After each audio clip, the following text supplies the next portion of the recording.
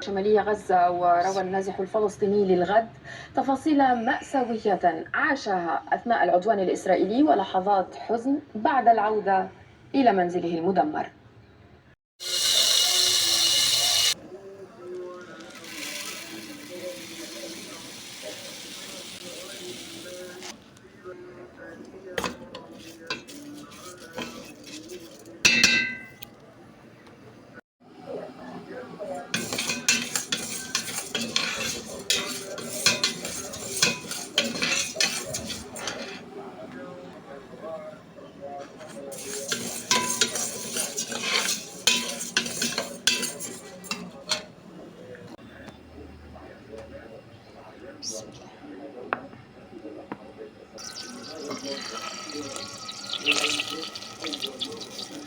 ادعوا لي كده بالشفاء يا رب، دعوة منكم تستجيب، دعوة منكم حلوة كده تستجيب، ادعوا لي ان ربنا يشفيني.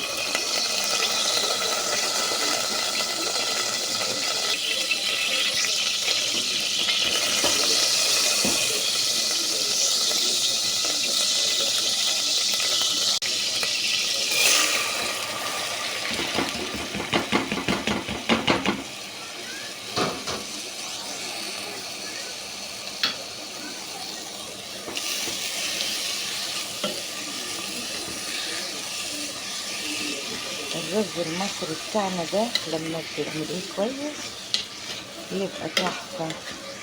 تلمعيه كده، تلمعيه في الزيت والزبدة، تغلفيه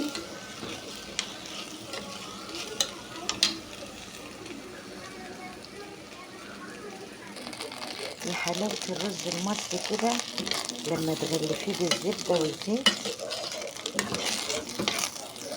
تغلفيه كده وخليه يلمع، الزيت بيخليه يلمع.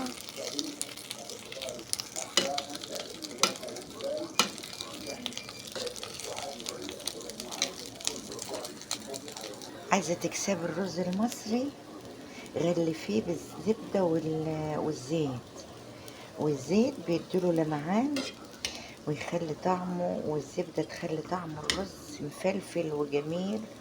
عايزة تكسبي الرز المصري اعمليه بالزبدة والزيت وفلفليه كده. انا عن نفسي ما بطبخش إلا لما بفلفل الرز كده بالزبدة والزيت.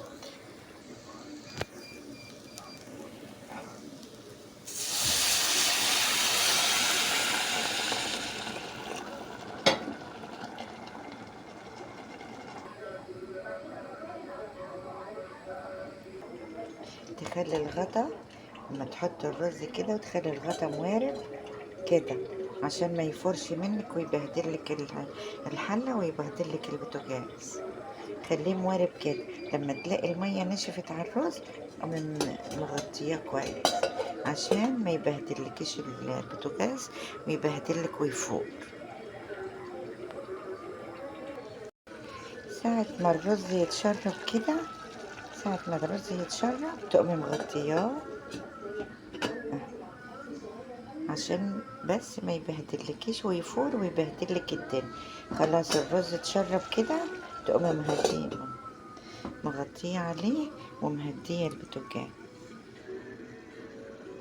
تخليه مع راحته بقى. شعرية، هنا الشعرية اهي، وانا بقولك ما تطلعهاش من على النار الاول وتزوديها الشوربة عشان ما تكسرش منك، ما تتكسرش، سيبيها تهدي شوية وبعدين زوديها الشوربة. هنا الشعرية ما تزودهاش على طول، سيبيها تهدي شوية، لما تهدي شوية وبعدين تزوديها الشوربة عشان ما تتكسرش منك. وده الرز تشرب اهو، سيبيه هدي عليه، هدي عليه وسيبيه مع نفسه.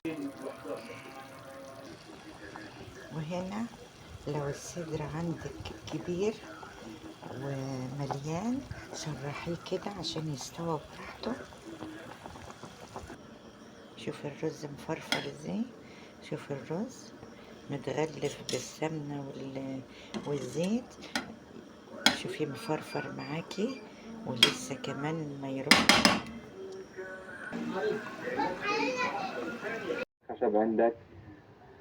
هذا هنا اللي لملمناه، أنا فيش في البيت أغلب محروق، يعني إن كان الكنب إن كان طقم النوم كله محروق. بس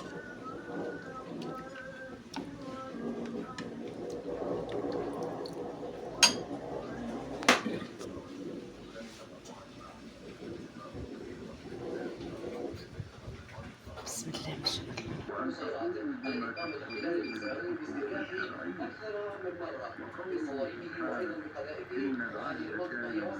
شمالية غزة، وروى النازح الفلسطيني للغد تفاصيل مأساوية عاشها أثناء العدوان الإسرائيلي ولحظات حزن بعد العودة إلى